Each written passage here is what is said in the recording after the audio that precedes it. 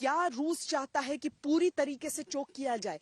क्या रूस चाहता है कि नागरिकों के लिए जो फल सब्जी दूध जैसी चीजें हैं जो उन तक पहुंचनी चाहिए उन्हें भी काट देना है? क्या वो चाहता है कि जो लोगों का मोराल है उस पर असर पड़े? ये सारी चीजें जो हुई हैं, जो पश्चिमी मोर्चे को पोलैंड से लगती हुई जो सीमा है यूक्रेन की, उससे बेहद करीब ये शहर लवीव, एक तरह से समझ लीजिए कि अगर कीव देश की राजधानी है तो ईस्टर्न मोर्चे पर खार्किव एक अहम शहर और पश्चिमी मोर्चे पर लवीव वो अहम शहर हो जाता है। तो खार्किव को किस तरीके से ध्वस्त करते हुए, हालांकि यूक्रेन की तरफ से दावा यह भी किया गया कि खार्किव को पूरी तरीके से रूसी सेना ले नहीं पाई, उसे बाईपास करके आगे बढ़ना पड़ रहा है, चाहे खार्किव हो चाहे सुमी हो।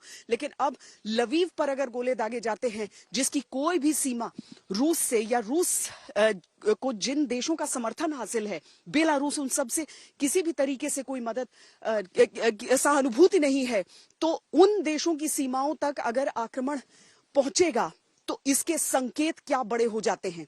और हम निकले हैं अब उन मोर्चों को देखने के लिए जो कि कीव के आसपास के वो मोर्चे जो रोज आपको कोई एक नई कहानी यहां से बताते हैं कि रूस आखिर क्या चाह रहा होगा, किस तरह की रणनीति की ओर आगे बढ़ रहा होगा। और ऐसे में गौरव, मुझे मालूम है कि गाड़ी में थोड़ा बोलना मुश्किल है, लेकिन अब टेढ़े होकर किसी भी तरीके से आप यहाँ पर आइए और अपने एक्सपीरियंसेस बताइए। कल हम और मैं और आप अलग अलग मोर्चों पर निकले थे, अलग डायरेक्शंस में निकले थे। आप जिस डायरेक्शन में निकले वहां क्या क्या?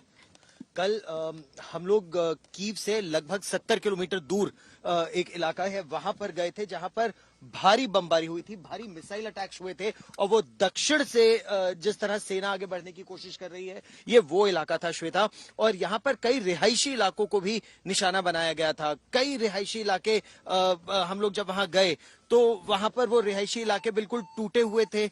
तो वो रिहायशी इलाकों को निशाना बनाया गया था और बहुत बुरी तरीके से निशाना बनाया गया था। जिस तरह वहां स्कूल, कॉलेज, लोगों के घर, किंडरगार्टन, प्लेग्राउंड, वो सब टूटे हुए थे। और वहां की सेना ने हमें बताया, हम सेना के अधिकारियों से भी मिले थे श्वेता, और सेना के वो अधिकारी बता रहे थे कि किस तरह से एक के बाद एक जो ताबड़तोड़ रॉकेट्स आते, ग्रैड सिस्टम, उससे हमला हुआ था और बहुत भारी नुकसान। और एक इलाके ही नहीं, पूरे इलाके के लोग फिर घर छोड़ने पर मजबूर हो गए थे। तो कह रहे थे सिर्फ मिलिट्री इंस्टॉलेशंस नहीं, सिविलियन एरियाज भी टारगेट हो रहे हैं। ये बहुत अजीब सी स्थिति है, यहाँ पर बहुत अजीब सा युद्ध चल रहा है। आप इस हिसाब से भी इसे देखिए कि रूस के टैंकों को अगर आप देखेंगे आपको T-72 नजर आएगा। भारतीय सेना भी उतने बड़े पैमाने पर एक युद्ध में उसे आगे लेकर नहीं जाएगी। वो अपने क्योंकि हम कमोवेश वही हथियार इस्तेमाल करते हैं, T-90 लेकर हम जाएंगे। रूस के पास बड़ी मौजूदगी उसकी है, लेकिन आपको उनकी तैनाती उस हिसाब से नहीं दिखती है।